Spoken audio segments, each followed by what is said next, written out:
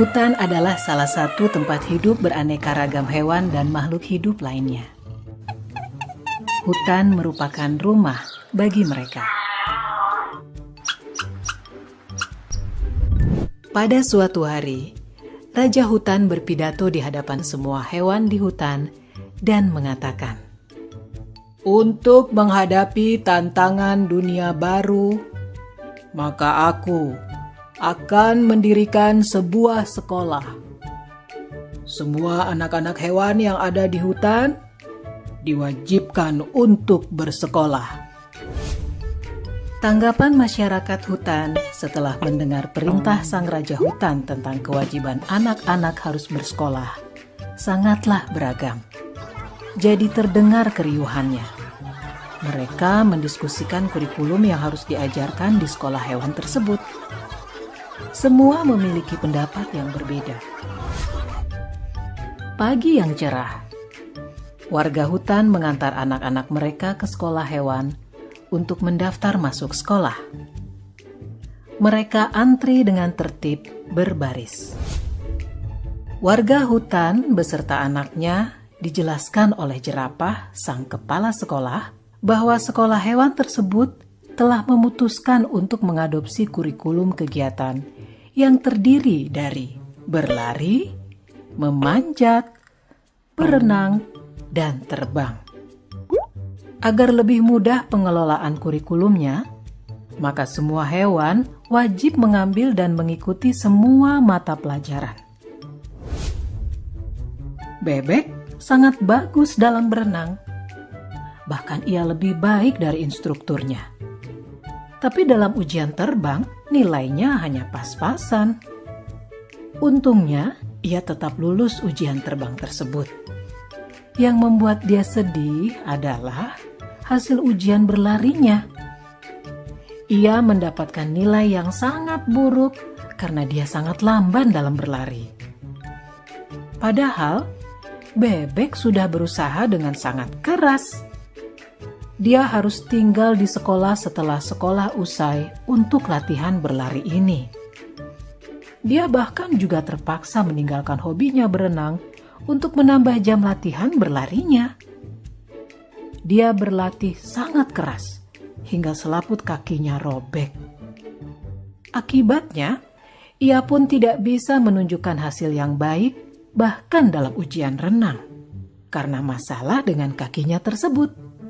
Bebek pun gagal di ujian berlari dan hanya mendapat nilai rata-rata dalam ujian berenang. Bebek sedih sekali mendapat nilai rata-rata. Tapi di sekolah tidak ada yang peduli dengan kesedihannya. Menurut guru-gurunya, nilai rata-rata bebek sudah memenuhi kriteria ketuntasan minimal atau KKM. Jadi tidak masalah. Kelinci tadinya senang karena ia selalu mendapat nilai bagus di pelajaran berlari. Tapi akhir-akhir ini semangat belajarnya menurun drastis. Ia lelah karena hampir setiap hari harus mengikuti kelas remedial untuk berenang. Sementara itu, tupai adalah hewan yang sangat baik dalam memanjat pohon. Tapi saat pelajaran terbang, ia mengalami frustasi. Di kelas terbang, gurunya meminta ia terbang dari bawah ke atas dan bukan dari atas pucuk pohon ke bawah. Karena diforsir, ia kelelahan. Tupai pun mengalami kram. Akhirnya, tupai mendapat nilai C dalam memanjat dan nilai D dalam berlari.